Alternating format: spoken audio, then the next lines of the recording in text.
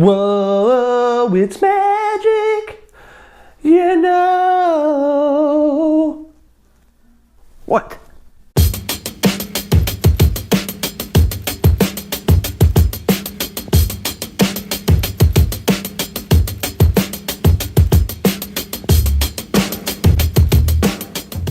What's going on, friends? Logan Myers back at it for Cinephellas.com. I'm here to talk about Scott Derrickson's newest film, Doctor Strange and the World of Wizardry. Doctor Strange starts off in the film introducing the Doctor himself, Dr. Stephen Strange, played by Benedict Cumberbatch.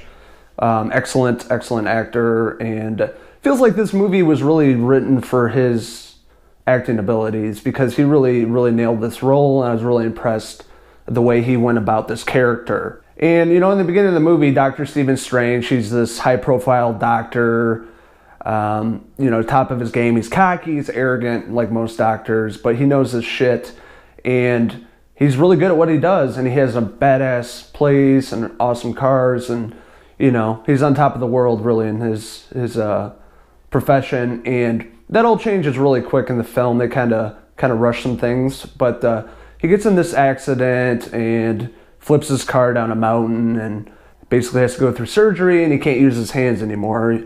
And as a doctor, you need those to work, and he's all shaky and trying to figure out the best way to get back to normal and be able to get back into the profession again. And Doctor Strange is trying to think of all these different ways how he can go back into the world of being a doctor. He wants to heal up properly, but nothing's really changing. He's not healing fast enough. He's still shaky. He can't use his hands.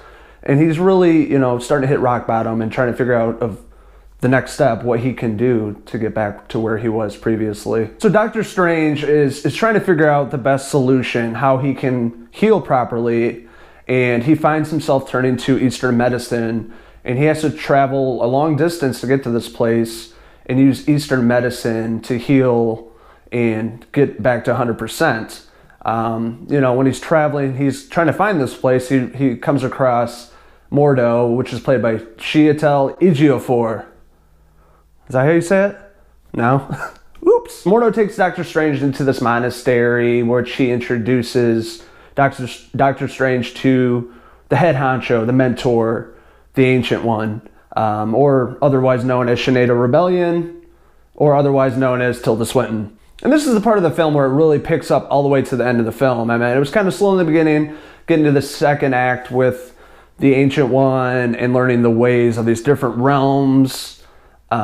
It really gets exciting. I mean, the visual effects are outstanding. And this is a good example of how CGI is utilized properly in a film. I mean, just everything looked outstanding, from the monastery to the going into the different realms. It was A+ work, and I really love that about the film. So the Ancient One kind of introduces Doctor Strange and then to this different realm, you could say. And she touches his head, and it turns on full Matrix, and he's they're transporting to Mount Everest, and she's trying to test him. And as Doctor Strange is seeing how they can get to these different places and the use of magic and sorcery, it's a pretty good story, compared to other films of the Marvel universe. It's a standalone film, and it's on a completely different planet. Nothing in this realm is like Doctor Strange, and that's why I appreciate it a lot. When you have a film that thinks outside of the box, and I think Scott Derrickson did a great job of that, is making this movie stand out compared to others. And towards the end of the film, we see a lot more visual effects. Some of the up-close fight scenes were a little choppy, dark at times. It was happening so fast it was hard to follow.